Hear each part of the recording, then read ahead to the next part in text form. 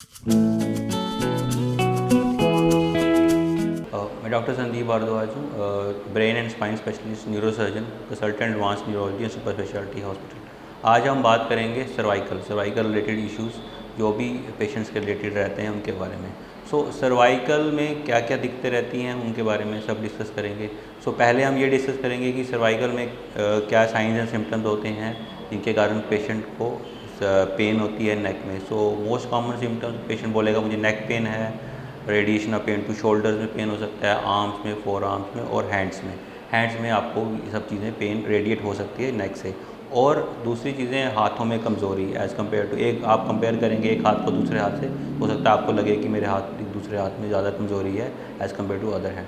और इसके अलावा आपको हेडेक रह सकता है, डिजीनेस रह सकता है सर्वाइकल रिलेटेड इश्यूज़ के कारण। और अगर ये चीज़ें बढ़ती हैं टाइम के साथ तो आपको वीकनेस आ सकती है, जकड़न आ सकती है, हाथों पैरों में दिक्कत आ सकती है चलने में।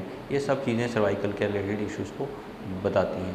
तो उसके बाद हम ये डिस्कस करेंगे कि इनका किन किन वजहों से और व्हाट आर द क्या रीज़न्स क्या हैं जिनके कारण ये सर्वाइकल में हमें पेन होता है। मोस्ट कॉमन रीज़न्स जो रहते हैं, एक तो सर्वाइकल डिस्क रहती है, दूसरा सर्वाइकल स्पॉन्डिलाइटिस रहता है, सर्वाइकल ऑस्टियोफाइट्स होते हैं जो कंप्रेस करते हैं, सर्वाइकल कंप्रेसिव माइलोपैथी रहती है जो आपको ये सब चीज़ें काज कर सकती हैं।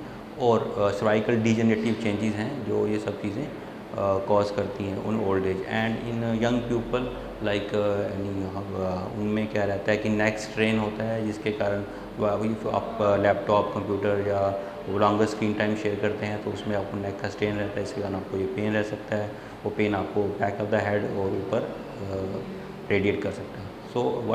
अब हम इसके बारे में डिस्कस करेंगे, इसका इलाज क्या है और कैसे हम इन चीज़ों से अपने आप को फ्री कर सकते हैं। अगर तो हम सर्वाइकल डिस्क की बात करें, सर्वाइकल डिस्क में मोस्ट कॉमन जो सर्वाइकल डिस्क रहती है वो हम C5, C6, C4, C5 और C6, C7 रहती है। तो उसमें जो पेशेंट्स आएगा आपके पास, बहुत ज़्यादा नेक पेन है, उनको फिजियोथेरेपी या मेडिसिन से उनको आराम नहीं मिल रहा है, तो उस स्थिति में हम ऑपरेशन भी करते हैं जिसमें हम आगे से छोटा सा ऑपरेशन करके छोटा सा चीरा लगा के जिसमें आगे से जाके उस हड्डी का जो सर्वाइकल डिस्क है उसको निकाल देते हैं और उसकी जगह हम छोटा स्पेसर प्लेस कर देते हैं। जाकि वो स्पेसर प्लेस करने का ये मकसद है कि जैसे ही आपकी डिस्क निकली तो वो स्टेबिलिटी प्रोवाइड करता है ताकि आपको आगे की लाइफ में कोई दिक्कत ना आए।